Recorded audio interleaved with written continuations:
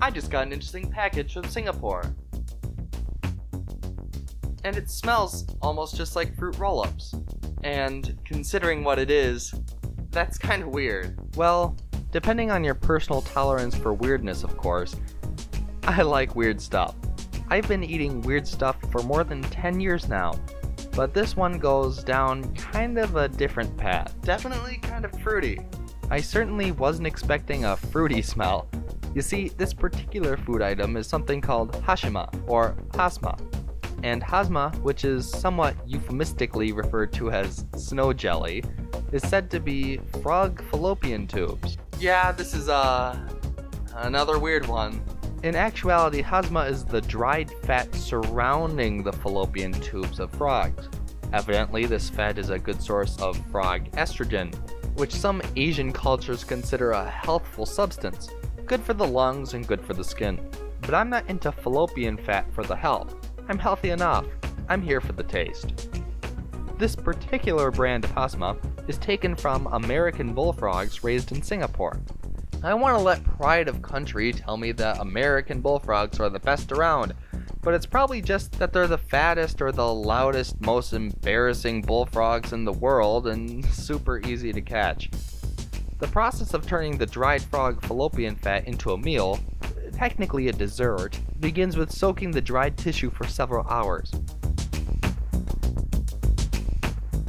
As the pieces soak up water, they become translucent and soft, and grow in size.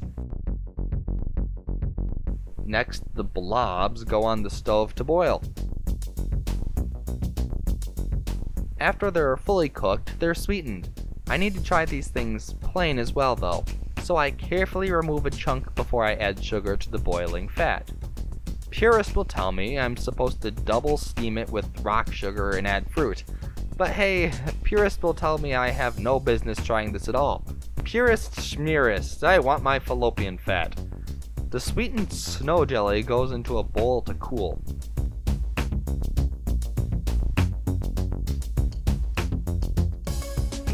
Clearly, this looks less than palatable. It's odd looking stuff, but I'm positive that if this dessert were made of rice rather than female frog fat, it wouldn't seem unpalatable at all. These are meant to be eaten sweet, but I think it's important to try at least one of them plain. A fork is not the proper eating utensil for snow jelly.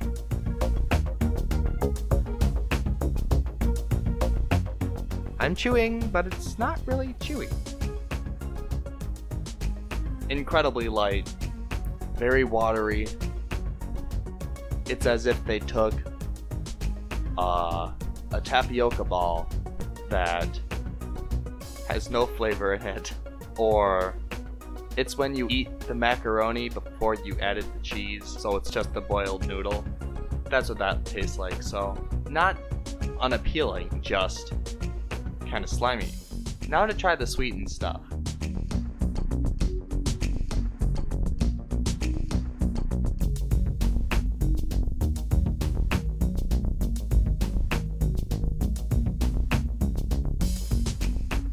It might sound like I'm crazy, but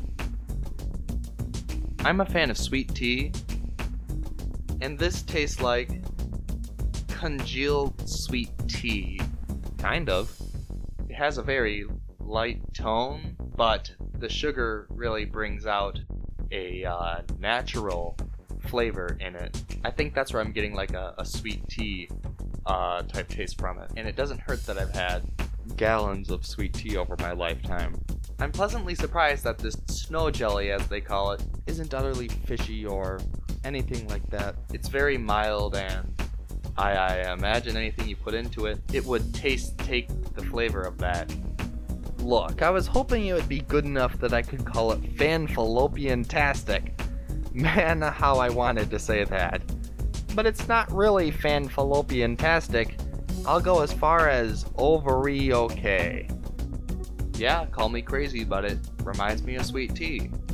The snow jelly, overall more vegetal tasting rather than animal tasting, and I'm grateful for that. And sweet, it could make a pretty good dessert. But the plain stuff, I have to say I think Kraft needs to consider making snow jelly and cheese.